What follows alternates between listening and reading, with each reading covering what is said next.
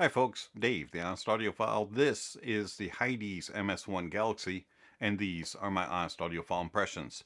I want to thank Hidizs for providing the MS1 Galaxy for a review. To greatly appreciate it. Hidizs, you rock.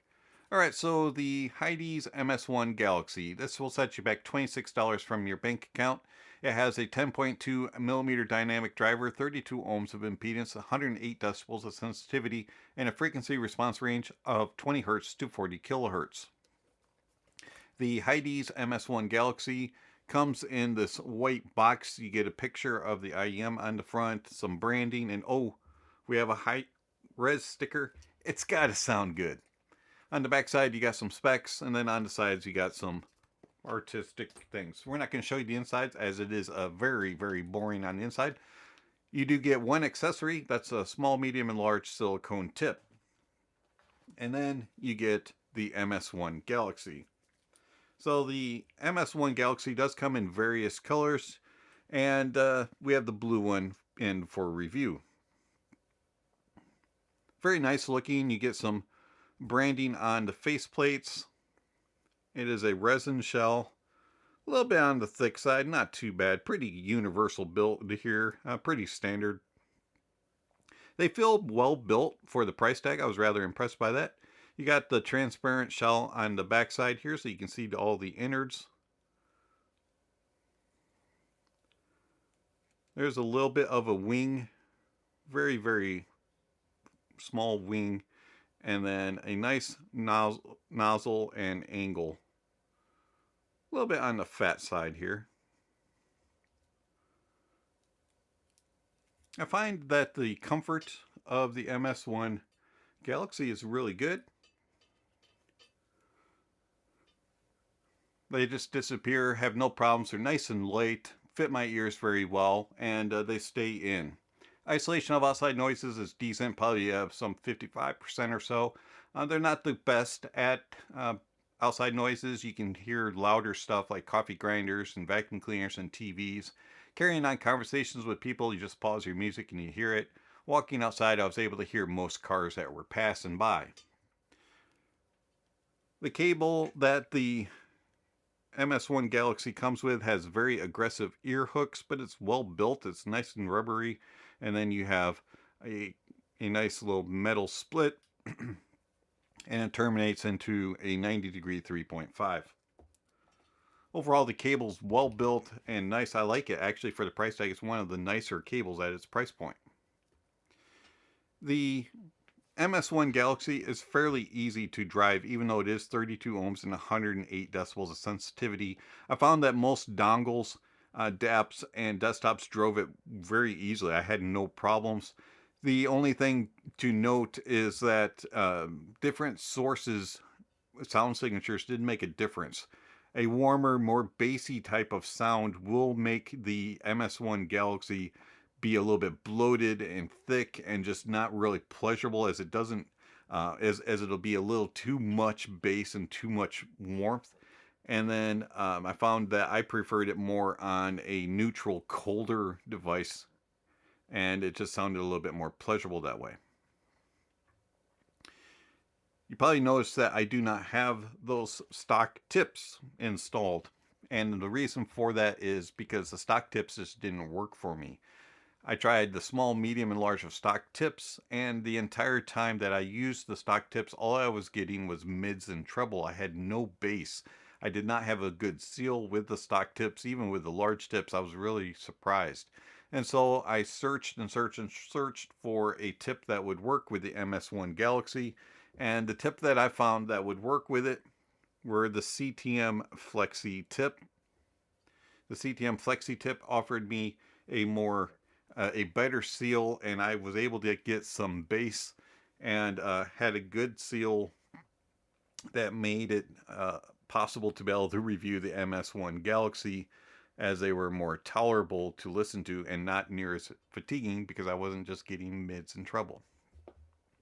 So how do the Hidizs MS1 Galaxy sound? The MS1 Galaxy definitely is a V-shape.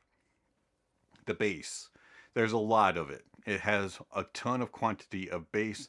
The sub bass has nice, decent extension. You're going to get some rumble and grumble and a little bit of to the bass, and you're definitely going to enjoy the sub bass.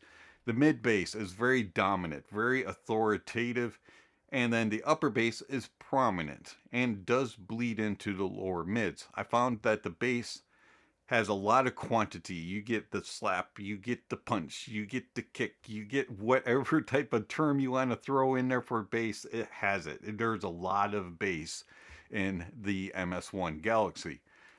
Unfortunately, even though it's a heavy hitting, hard hitting bass, it's just kind of flabby and murky. It's not very well resolved and not very well controlled, especially on very heavy bass tracks and more complex tracks. The bass really just kind of falls apart. It's more about the quantity than the quality. The tonality of it is okay. It's not the most natural and accurate sounding. It's more of a fun sound, and it's definitely not the most detailed or resolving. The mids of the MS1 Galaxy are odd. So the lower mids have a little bit of warmth to them, a little bit of thickness, thanks to that bleed from the upper bass. But as you get kind of past that mark, it kind of recesses and becomes thin. And so the mids you'll have a little bit of fullness and a little bit of body in the lower mid regions. So some vocalists and some instruments will sound a little bit more full on the lower octaves, right around about 300 hertz to about 1K.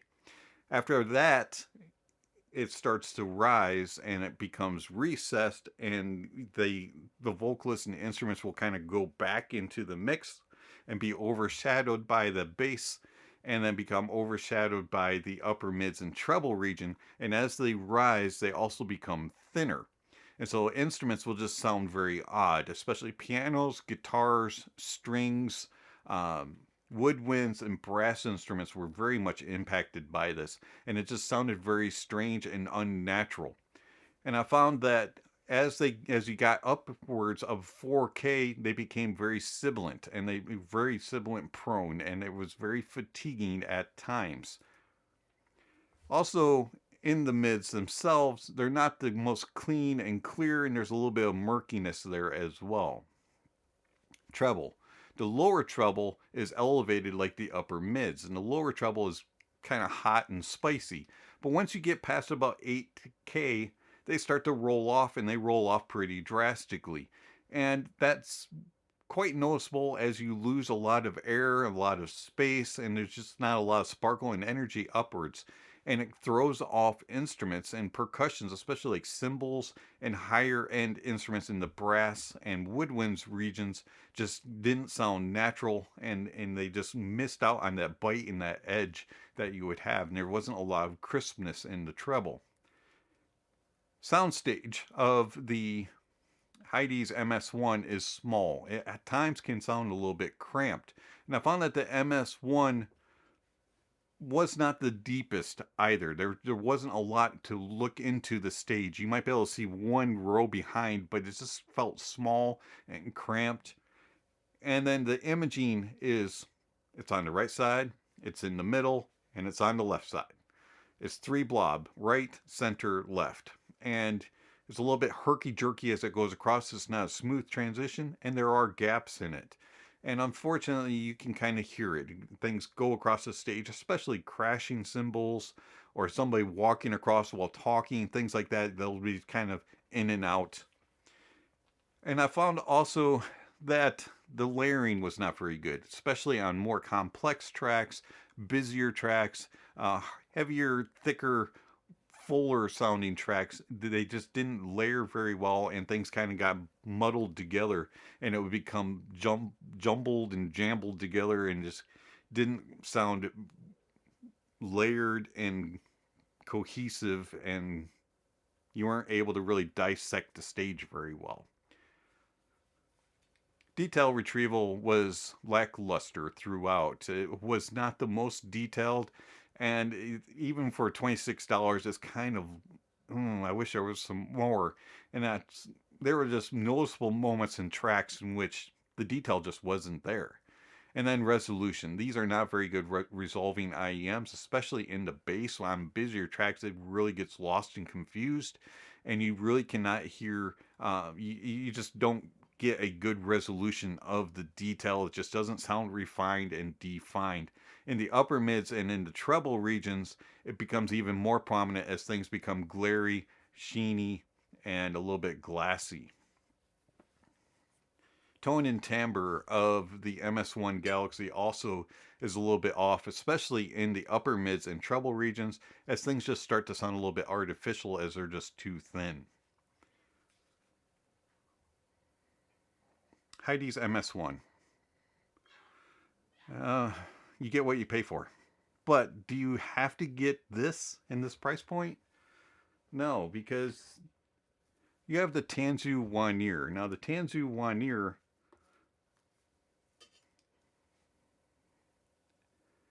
has better tone and timbre, is more accurate in its reproduction, is better controlled in its bass, and is more extended in the treble.